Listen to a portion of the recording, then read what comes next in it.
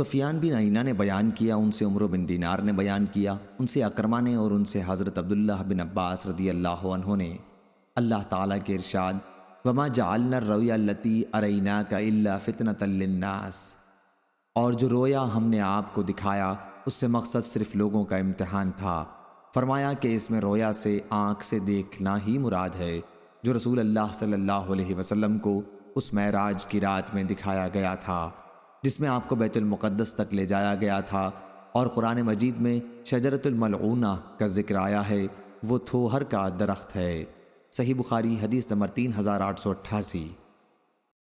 عقیل نے بیان کیا، ان سے ابن شہاب نے، دوسری سند امام بخاری نے کہا، اور ہم سے احمد بن صالح نے بیان کیا، کہا ہم سے عنبسہ بن خالد نے بیان کیا، ہم سے یونس بن یزید نے بیان کیا، ان سے ابن شہاب نے بیان کیا کہ مجھے عبد الرحمن بن عبداللہ بن کعب بن مالک نے خبر دی، اور انہیں عبداللہ بن کعب نے، جب وہ نابینا ہو گئے تو وہ چلتے پھرتے وقت ان کو پکڑ کر لے چلتے تھے۔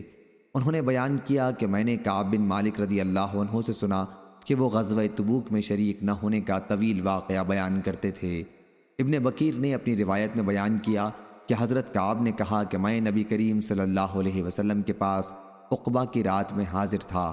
جب ہم نے اسلام پر قائم رہنے کا پختہ عہد کیا تھا۔ میرے نزدیک لیلۃ العقبہ کی بیعت بدر کی لڑائی میں حاضری سے بھی زیادہ پسند ہے، اگرچہ لوگوں میں بدر کا چرچا اس سے زیادہ ہے۔ صحیح بخاری حدیث نمبر 3889۔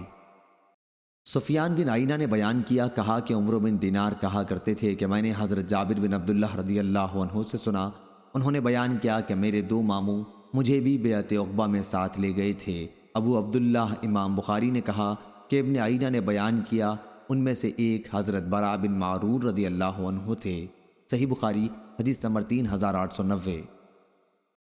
ہشام بن یوسف نے خبر دی، انہیں ابن جریج نے خبر دی، ان سے عطا نے بیان کیا کہ حضرت جابر رضی اللہ عنہ نے کہا میں، میرے والد اور میرے دو ماموں تینوں بیعت عقبہ کرنے والوں میں شریک تھے۔ صحیح بخاری حدیث نمبر 3891۔ یعقوب بن ابراہیم نے خبر دی، انہوں نے کہا ہم سے ہمارے بھتیجے ابن شہاب نے بیان کیا، ان سے ان کے چچا نے بیان کیا، اور انہوں نے کہا کہ ہمیں ابو ادریس عائذ اللہ بن عبداللہ نے خبر دی کہ حضرت عبادہ بن صامت رضی اللہ عنہ ان صحابہ میں سے تھے جنہوں نے رسول اللہ صلی اللہ علیہ وسلم کے ساتھ بدر کی لڑائی میں شرکت کی تھی، اور عقبہ کی رات حضرت صلی اللہ علیہ وسلم سے عہد کیا تھا۔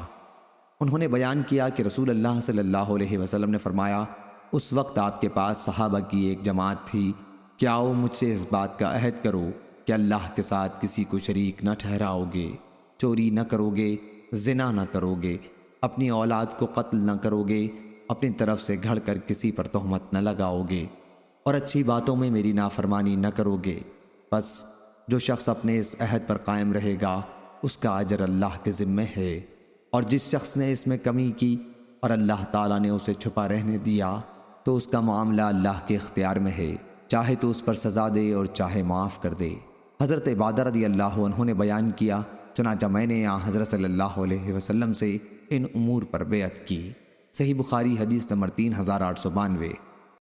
قتیبہ بن سعید نے بیان کیا، کہا ہم سے لیث بن سعید نے، ان سے یزید بن ابی حبیب نے، ان سے ابو الخیر مرشد بن عبداللہ نے، ان سے عبد الرحمن صنابحی نے، اور ان سے عبادہ بن صامت رضی اللہ عنہ نے بیان کیا